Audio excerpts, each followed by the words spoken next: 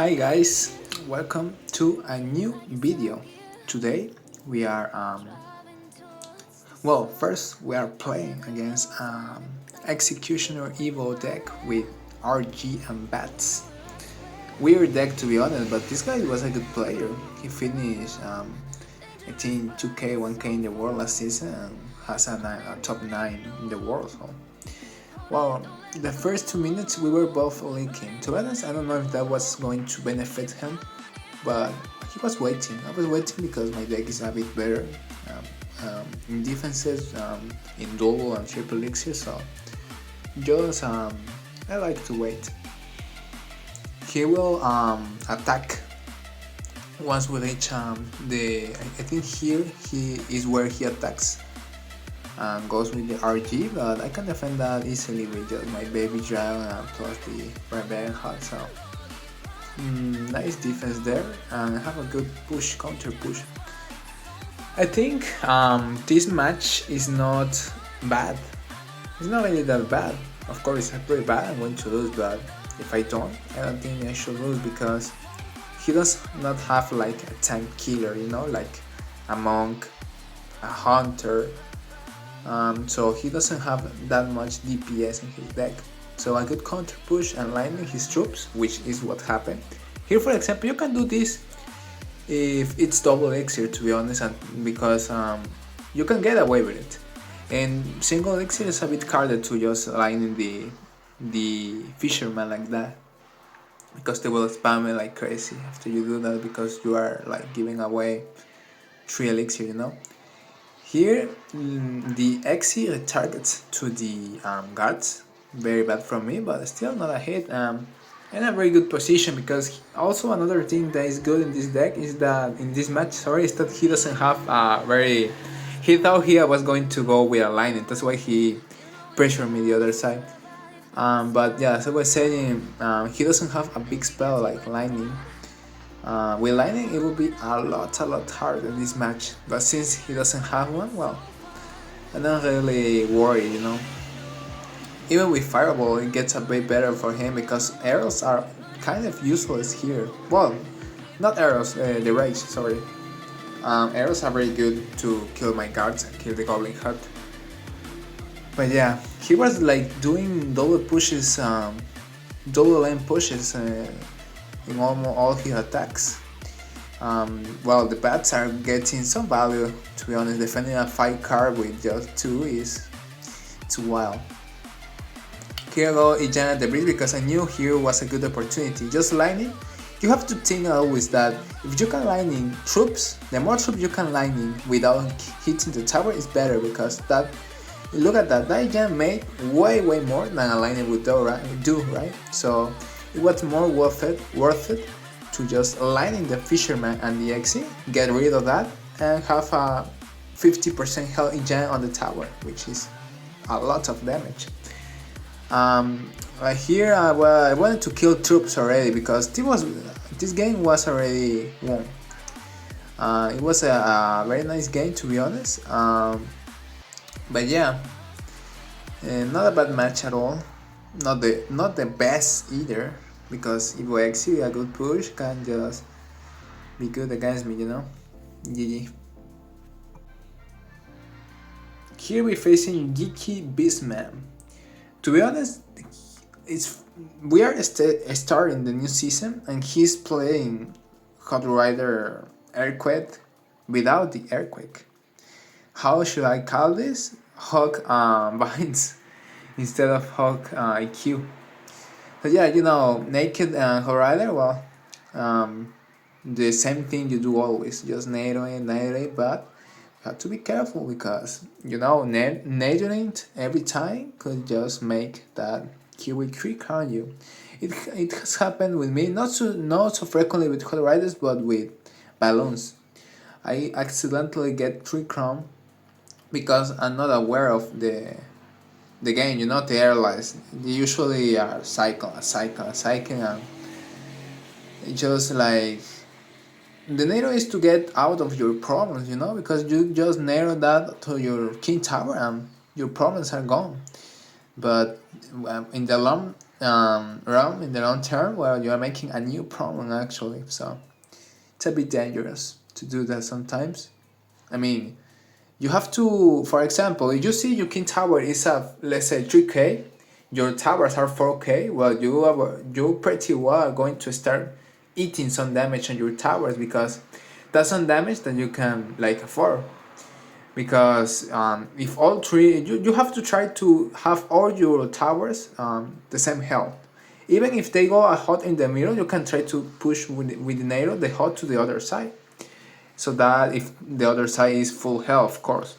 You have to, of course, if you buff your princess tower at very low health, let's say 1k, and your king tower at 2k, well, see, if you can defend any other way, of course you have to use the nair there. You don't have another option, right?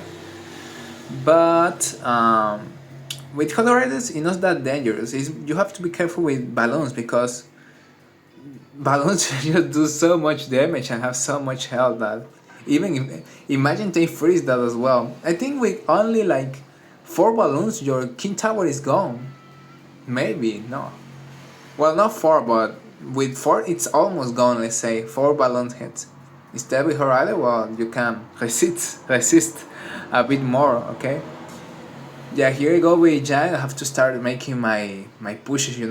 Try to cycle, because I'm losing and I don't like the situation. Why I go always with that Goblin Hood? Because that's anti-earthquake placement. And well, you might ask, he doesn't even have earthquake. I know, but it was like automatic. It's like it's a chip I have in my mind, in my brain, that does it automatically. Good landing here to kill the evil firecracker. And he missed the cannon. He missed the cannon, and the Yang went straight up to the Princess Tower. And well, he sentenced he has sentenced his final, his ending. I still had a lot to defend, and I don't think going for I could go if that wouldn't been absolutely 2 lightning, I would go went sorry for the lightning, first lightning, but since that was 3 lightnings, because I don't have anything. NATO, you cannot trust a NATO. You have, for to do 200 damage with a NATO, you need like, I don't know, 100 like 100 NATOs to a tower to make that damage. It does nothing. NATO does nothing. I think it's the spell that does the less damage of all to the towers now, or even itself. It won't even kill the spear golems. Imagine that. That's crazy. That's sad. That's crazy and sad. A spell that cannot even kill that. But yeah, Kira was getting a bit scared, but we managed to defend well. Of course, I know he had like 2 firecrackers, but still, still we had a good lead, So yeah, let's see. Let's go to the next match.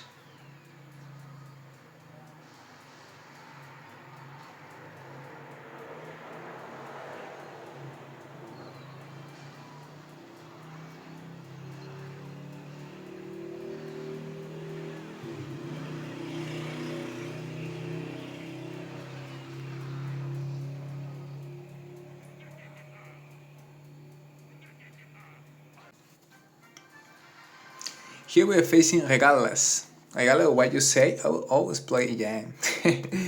Nah, just kidding.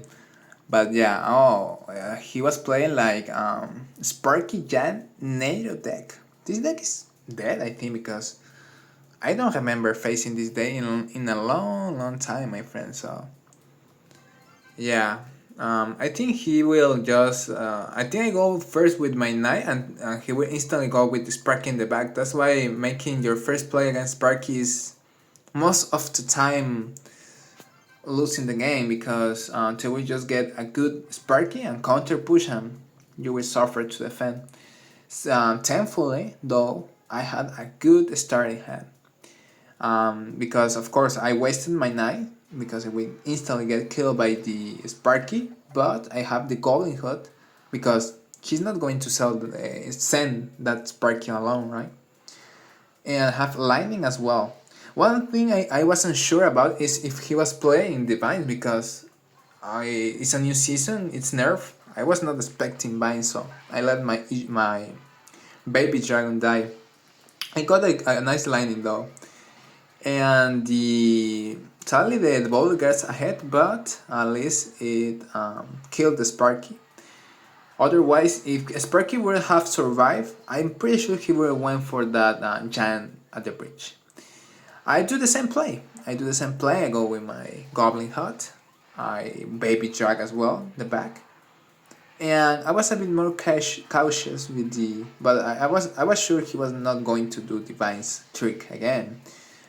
I did the guards because very nice knight. I didn't target the something. I don't know what happened there, but it went to the knight, the Sparky suddenly. A so sudden change of mind. And yeah, here we are a bit in problems here because he goes with that. I think no, sorry. We were in a hell problem because he didn't have the evil wizard. With evil wizard, it's a bit worse, you know. Still, we defended pretty well. At this point, he was getting already a bit desperate. I was smelling it because what was that mini P.E.K.K.A, my friend? That's a freaking tower activation. You are helping me. That Sparky was a bit weird as well, hitting the the goblin, the spirit goblin, and going to the other lane. So I was feeling pretty good here. Of course, he was going to do a mega push here with everything, you know. And I think those guards were bad. I thought that lightning was awesome. I thought the magician, the wizard, was going to the baby, but he killed the guards instead. Look at this play here. This was my fault. First, I let the Goblin Hut die, and second, I gave him a free NATO like that. But I didn't knew he had NATO. That's why. I think he didn't use it the whole game, but at that moment, which he started winning because of that, I had to go E-jam at the bridge because where else, right? I was winning and I lost after that in damage. Still, he wanted to do the same play, didn't allow him, so that in the back, you know, binds and lightning, and well, very bad match, but we managed to defend properly and win. See you in the next video, guys.